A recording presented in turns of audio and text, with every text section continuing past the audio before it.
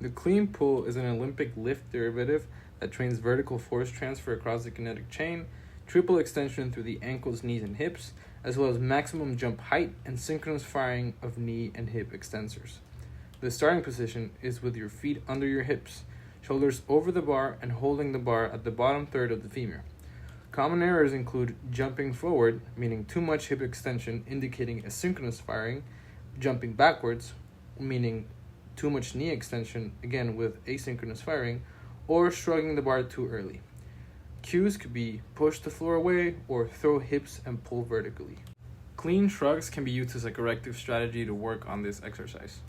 The high pull also trains vertical force transfer across the kinetic chain. We'll see upper body involvement in form of thoracic extension and speed and power development without involving catching mechanics. The starting position is that of the clean pull. Common errors include a rush pull of the bar causing mistiming of the transfer of power and the extension of the ankles exceeding that of the hips, causing an awkward descent. Push through your legs and let the bar come to you, and then your elbows shoot high and outside.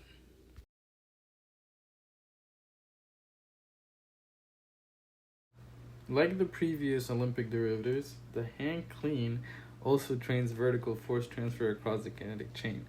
Additionally, this exercise trains the hip cycle, power, speed, fast eccentric catching mechanics, as well as the central nervous system. We start from long femoral position while bringing together clean and high pull mechanics with the catching component coming from rapid elbow turnover after the high pull. The bar is received on the upper chest. Elbows are supposed to be held high. Common errors include chest collapsing, so it's important to focus on thoracic extension, and curling of the bar instead of turning over elbows. We'll also have catching the bar too high.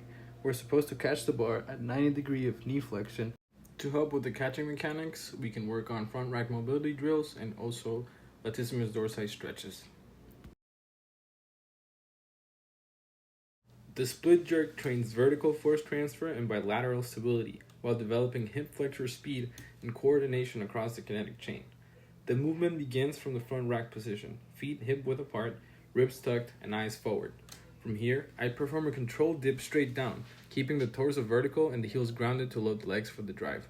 Then, I drive explosively upward, transferring that stored force into the bar.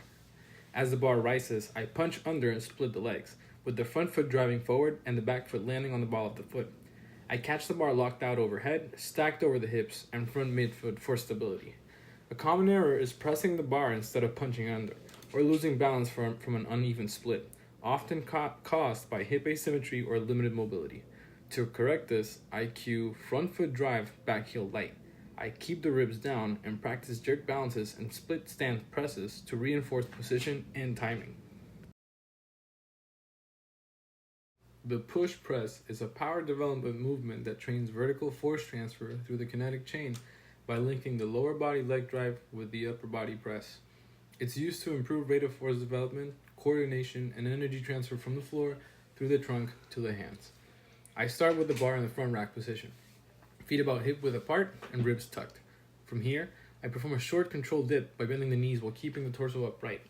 This stores elastic energy in the legs. Then, I drive forcefully upward, extending the hips and knees before finishing with an explosive press overhead. A common error is pressing too early, which breaks the kinetic chain and limits power output. Another is dipping too deep or letting the chest lean forward. To correct these, I cue dip and drive, then press, and focus on keeping the bar stacked over midfoot during the drive.